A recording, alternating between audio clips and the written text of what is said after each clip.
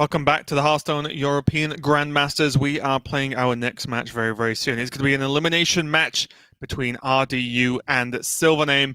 And don't worry though, this is not relegation. This is not anything like that. It's just elimination from the group. So it means they do not get their spot or a chance at a spot at the World Championships. That only gets one spot per region per season. So it's a lot to fight for here. But the loser now is done. The winner moves on to face Swids to continue to fight. But RDU, we've not seen him play today, as he did go in straight into that elimination spot and the effectively taking a preemptive loss in the group due to his seeding, but we are going to see him now play out versus SilverName and see if this Druid can get the job done. RDU very recently has enjoyed tweeting a lot about Druid and how good he thinks it is and how good he thinks he is at the deck, and that its win rates are pretty high and such. Not a story we've seen in Grandmasters, because although we've seen a lot of Druid wins, we've seen more losses as the win rates are not quite up there. So we'll see if RDU can do his bit to help increase the win rate on the Druid scoreboard. Yeah, and it's yet another chance, I guess, for RDU to book his spot at the World Championship, because he's been so close on so many occasions. You know, you think of that last chance qualifier against Pavel, where then Pavel went on to become, you know, arguably the most well-known Hearthstone player in the world, picking up the World Championship and having his huge streak of dominance. And then, you know, fast forward to the match against Kalento, where he just seemed so favored to be booking his spot yet again, and then it all fell apart at the last moment. So I can't help but feel that, you know, the Hearthstone scriptwriters have RDU pegged as the nearly man, and we're going to perhaps see it again, where he marches all the way through this lower bracket, qualifies himself for Sunday, potentially even then wins in the semi-final, and then perhaps falls short in the final again. It just seems like that is RDU's fate, but of course, the fact that he keeps getting so close goes to show what a consistent player he is, and just honestly how much longevity he's had in the Hearthstone Esports competitive ecosystem. Because especially now, when you start looking at some of the names that have been dropping out of Grandmasters, RDU's getting pretty close to the top of that list in terms of longevity. People that have been playing Hearthstone at the highest competitive level for the longest amount of time. And that's the thing, you know, he started at quite a young age, right at the beginning of Hearthstone, and making his name quite early on, and he's only continued to grow, right? It's not just stayed the same. For example, RDU's stream just keeps getting bigger. His performance is still there, and again, I personally would be very excited to see RDU at the World Championships. I feel like that's something that just should happen at some point soon. You know, I think it's just a player that he's not only just been so close so many times, but also would just be very exciting to see that. I think just as like a Hearthstone fan, he's definitely a player I'd like to just watch play out there, you know, at the World Championships of Hearthstone. I think it would be pretty crazy to see RDU playing that one out. So we'll see if he can make it, though. He does have to take down SilverName, and although SilverName has already lost a match today, he did go in as a higher seed than RDU, so his overall performance has been a little bit better. Yeah, throughout the season, just by merit of getting into that Division A, you know, RDU will tell you at great length how miserable his experience was throughout the Swiss that ended up putting him into Division B. But credit to him, he refocused. He had an incredible season in Division B to be able to make it to this point, ending up with a positive win rate and ending up here winning the play-in match, largely on the back of Druid that, you know, kind of just stomped over the lineup he was faced up against in that series. So we'll see if it can continue to carry him here, because I think it is a big talking point, and it even sets up that potential Druid mirror if it comes down to it, as he plays against Swids, if he's able to run through SilverName here.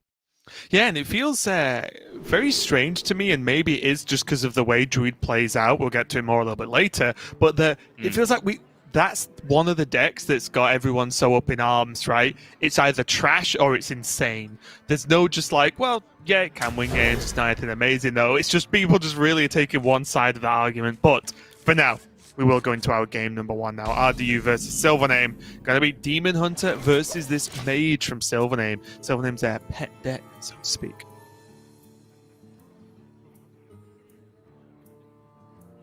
And not a matchup we see too often, really, do we? We've not seen this tons of times in Grandmasters, from at least my recollection. No, certainly not recently. I think Mage was a little bit more common in Europe in the earlier weeks. And we certainly saw it being fought out a few times with, I think, the Druid matchup was something that we debated a lot early on, and now Demon Hunter as well, of course. But yeah, I think Mage has really fallen off. SilverName is kind of the last holdout for Highlander Mage in Grandmasters. So there's a pretty big reason why we're not seeing it.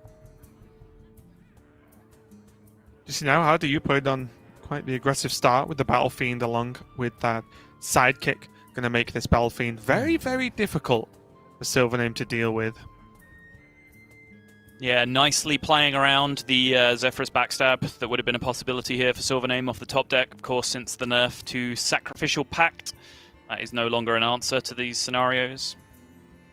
SilverName could just ping this and then just set up for the Flame Ward next turn. Seems pretty reasonable. He's not going to take too much damage. The only frustration, I guess, with that is he doesn't get to play Ancient Mysteries, which is very powerful in itself, and you'd like to just play on curve, get the Ice Barrier cooking. But I do think this is worthwhile. You just don't want a Battle Fiend to run away with the game.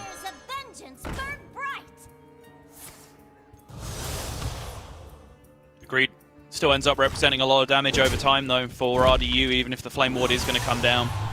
Gets to push 4 more here, gets to attack with his face into the face next turn to pre-buff the Battle Fiend on the next turn as well, and then swing in for 3 more.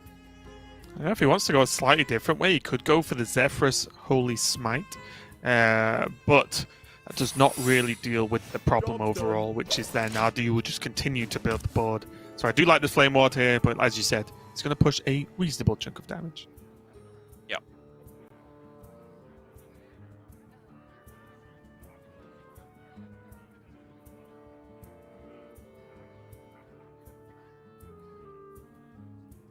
Problem with maximizing damage here is it means that RDU doesn't get to redevelop on the same turn. So yeah, looks like RDU's instincts say that just taking 1 less damage and being able to redevelop a new minion here is superior, and it's certainly agree with it in this scenario. Yeah, and honestly, one of the matchups where Shadow Weaver doesn't really get the same level of value it does in a lot of others that are currently popular. Against Mage, they're not really just playing one big threat that you need to stall out. They don't use a weapon, so freezing the face doesn't really achieve much. So again, just although this looks like a low-impact Shadowcaster based on Shadow Weaver, based on what we've seen recently, it's still just good enough as a threat to deal some damage for RDU. And the curve does keep on coming here. SilverName is trying to juice this Zephyrus as much as he could. He's had a couple of Holy Smite opportunities, as you were talking about, on the last couple of turns, but he's got out with his life intact here, and just rolling Fireball is enough to clean this up. I think SilverName mapped this out over 2 turns quite deliberately, knowing that Satyr Overseer was the scariest thing that could happen on the following turn, and that he would have that covered with the rolling Fireball. The only problem he may have run into was the Kayn there. No, Kayn would have also been fine. So yeah, he had basically everything covered that could have happened that turn with the rolling Fireball. And your dislike of the card put to one side. Honestly, how do you feel about Dragoncaster Box? Okay, never mind. Because it's almost certainly now going to be Power of Creation. But let's live in a world where that was just an insignificant draw. How do you feel about a box on a situation like this? Not really behind, but not much else to do. I think because Zephyrus was in hand, maybe you have the security to not go for it and not just roll the dice and have a disaster outcome. I think if you remove Zephyrus from this hand and ask me the same question, I probably would have done it, yeah, because otherwise you're looking at floating a bunch of mana for 1,000,000 turns. And honestly, like, if Puzzle Box were to do nothing but draw a bunch of cards or generate some stuff into your hand, which it almost always does, then you can probably call that a success.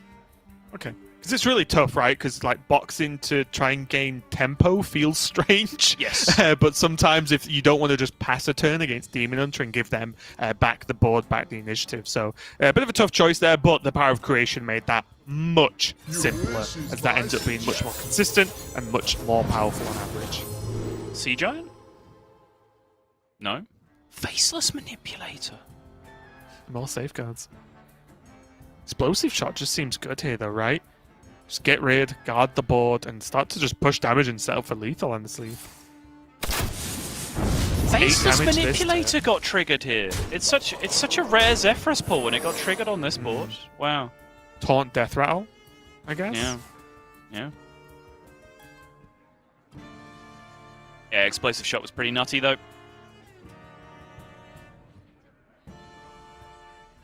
Do you see what must be done?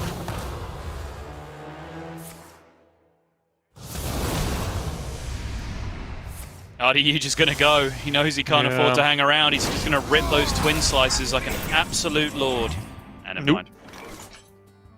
Did reduce a lot of the pressure down on the board, though. He did have to pay for it with an Outrace, but still. Yeah. As good a turn as he was going to get, honestly. Yeah, for sure.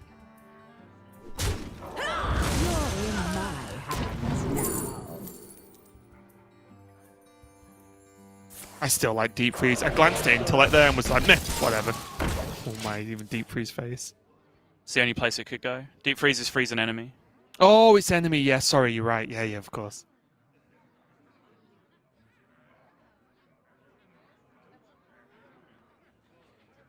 Don't need cards if your opponent just can't do anything. Mm-hmm. And still so much security, and not only the taunts, not only the water elementals, there's also just a Ray of Frost if he really needs it to save him trading a water elemental into a threat. So pretty crazy overall. So how do you go into an elemental with that? Surely not. Okay. Does have Kane, does have a Glaive Bound, so there is a plan there. But the Glaive Bound now, never deals damage. The Does Glaive get Bound locked out, never deals damage. So maximum, what, 8 damage maximum this turn? Yeah, Kane is the only damage in his deck that he ever gets to deal I with. will still find you. Oh no! It was a mistake! There's just There's literally the no other concede. way that his deck deals any damage in that position except like Vulpera Scoundrel, maybe?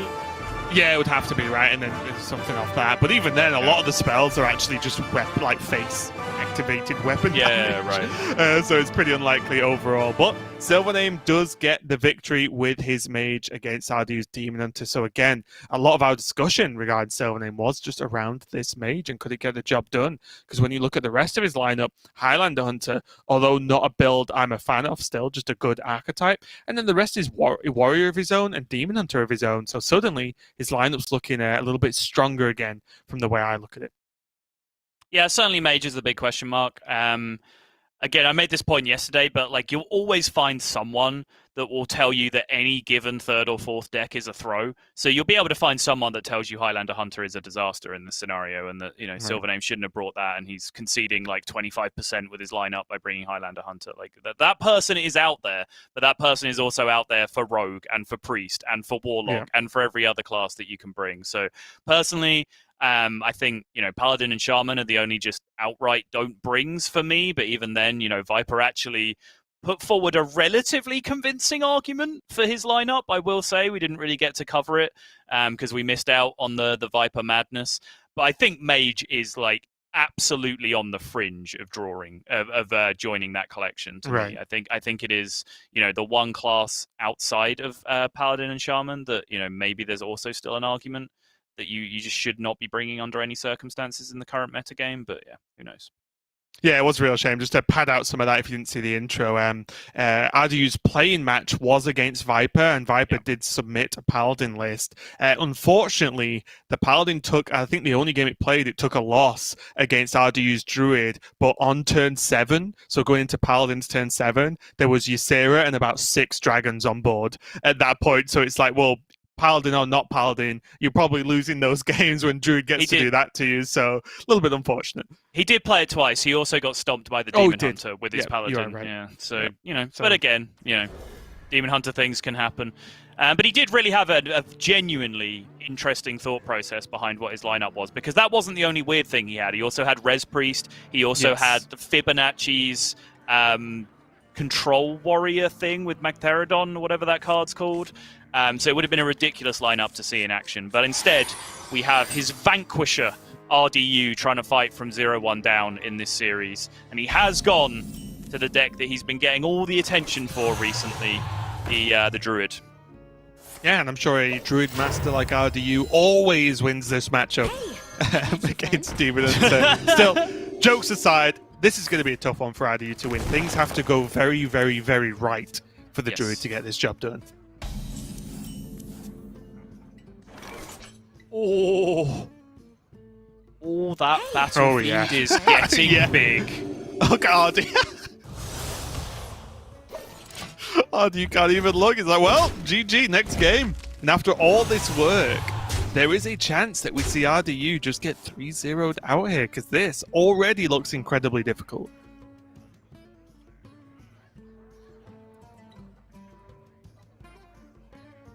How do you even start to pick this Has apart? to be Bog Beam. Oh, okay. The idea being, beam it and then crystal power it and hero power it the next turn? Like, oh, it's so ugly.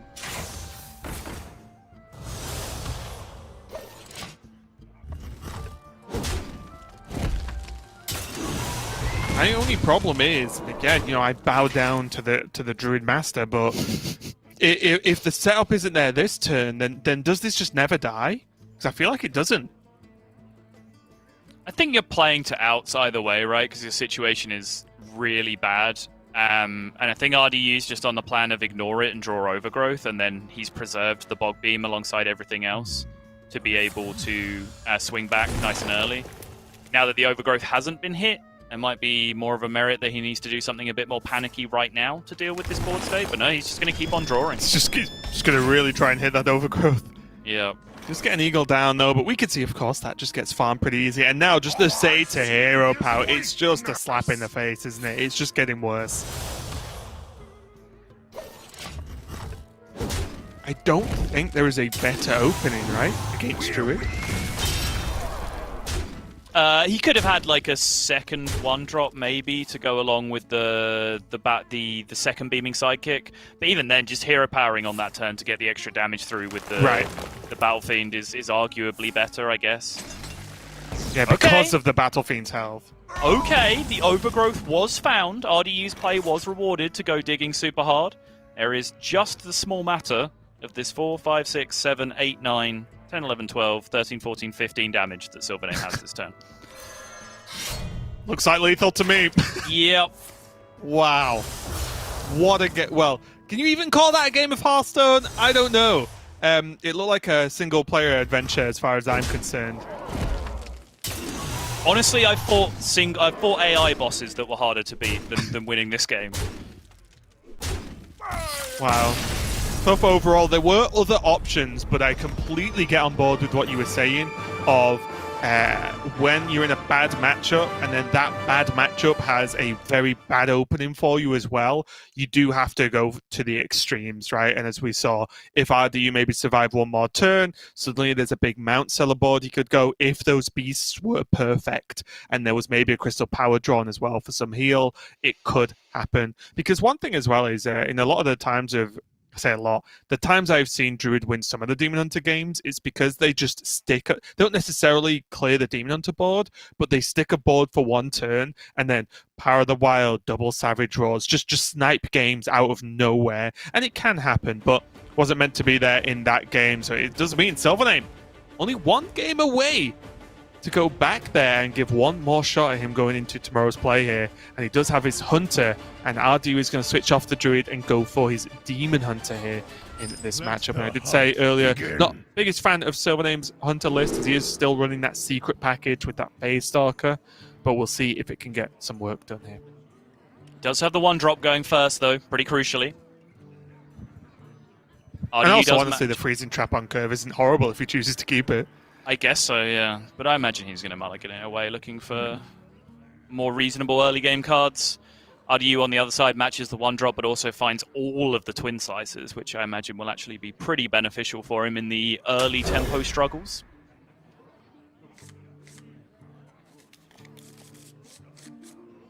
The fires of vengeance burn bright. Oh, double twin slice just available as and when for RDU as well. Yep. The fires of vengeance burn bright. Probably worthwhile.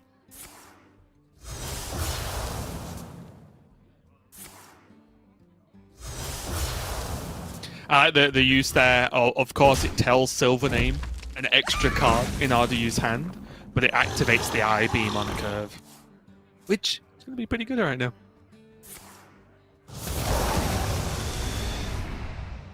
Yeah, actually really important. Revealing the information there is nowhere near as big a deal as just, you know, having that I-beam nice and active, nice and early. This is what I think like to also see. important is that SilverName Lightning found his Hearthstone. curve. Yeah.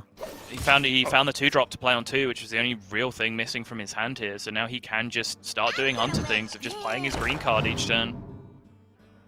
Yeah, now you can reply in kind actually, because now he can even coin out the I-beam if he wants to pick it and keep up the pressure. Then he still has the 2-second slices, still has Vulpera next turn as well to combo with what's often a 0 or 1 cost spell, as Demon has a flurry of them. Nice. Honestly, this is just textbook Hearthstone from both these players. I play on curve. I will Nice. also play on curve. Imagine needing to use the cards you have in your hand at the start of your turn. Yeah.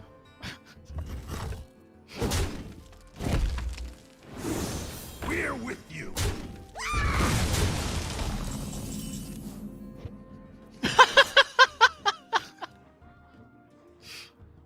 Probably just is as well, right? It's so great. Okay, now what's either you gonna play? Oh, you ruined it. Still really good Warglaive here. Can use the 2/2 to use the 2/2/2 to trade off the Rottenness. He could have double tanked that, but that would have been a little bit adventurous with the damage, I think. Okay, tracking from the right for a Zephyrus from the right.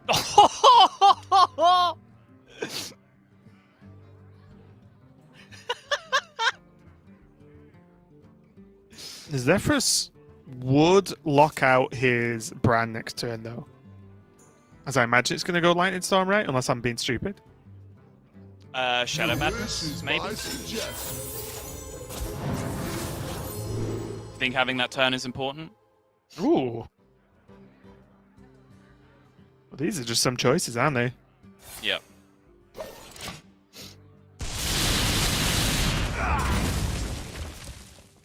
That is one of the spots, though, Hunter does struggle when the board is just a little bit wide. It's not like Right. Hunter has waves of wide removal, waves of Unleash the Hounds with buffs or anything like that. Those days are not currently upon us. Inner Demon, question mark? Blade Dance might be more responsible here. Is Chaos Strike just better, though? Draws him a card, right? Sure. Fits it in this turn. Vengeance burn bright. Yeah, fair enough. Doesn't need to wait for the card to be active or relevant. It's just relevant now. Draw a card, go, push extra damage. I like it. Oh! The top of SilverName's deck has finally let him down. What are you on about? Misha's Snake Trap is insane. Okay, good point. Well made. Told you. Yep. The true Hunter Master can just call every companion as it is. Do I not get any points for calling the Zephyrus? Come on. Come on. Whoa. Okay. Lethal next turn, I guess. Yep.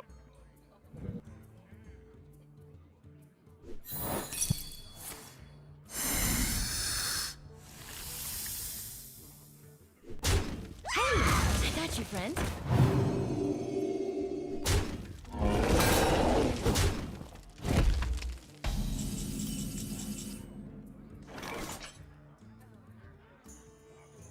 Full clear, brand face, go.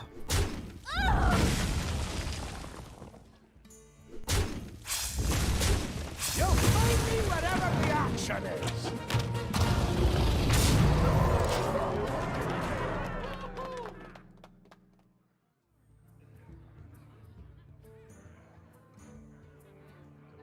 Three, 7, 8, 9. I believe if he just plays Altruist and the 2 right-hand side cards, he's 1 off. Yep. Wait. No, isn't that it, right? Does 3 damage from what? 5, 6, 7, 8. Does 3 damage from Warglaze, 4 damage from the Adept, and then 2 more. Do you see Nine. what must One be off? done? And he can play. Oh. Wait, am I crazy? Wasn't that lethal? Oh yeah, then he can just play Spectral Sight at the end of it, Yeah. and that's outcasted Yeah. from the right-hand side as well. Yeah, it would have been. I'm pretty sure it would have been, yeah. Yeah, he plays 3 cards which activate, which is 3. the Wall Glaives can go face for another 3. That's 6, and the Gladebound Adept does 4. Right? Yeah, I think so. That's I wasn't 10. counting the Spectral Sight. I didn't realize, I hadn't processed Right. that then becomes outcasted after you played the other 2 cards. Yeah. Probably locked on the fact that it was kind of on the left side of the hand and not that it ends up on the right side of the hand, which is, a little bit weird. Honestly, Yeah, I think that was RDU might have lethal. missed the exact same thing. Suddenly, though, with just no way to kill this King Crush, that's just the game, and RDU's gone. He did have the game in Okay. hand there, unless we're being very stupid Yeah, and missing please, something. I'm sure someone in tell our us, Discord yeah. verify that for us before we go in on that, because I missed it as well, and then we got confused. But yeah, I'm pretty sure with that Spectral Sight adding the 1 additional, that would have actually just ended up being lethal that turn. Because that's the deal, right? It was 7 damage just from the Gladebound Adept being live. He wasn't frozen, right? Yeah, Hunter didn't freeze him. Yeah, I'm just trying to think of, did we just derp on something and just completely miss?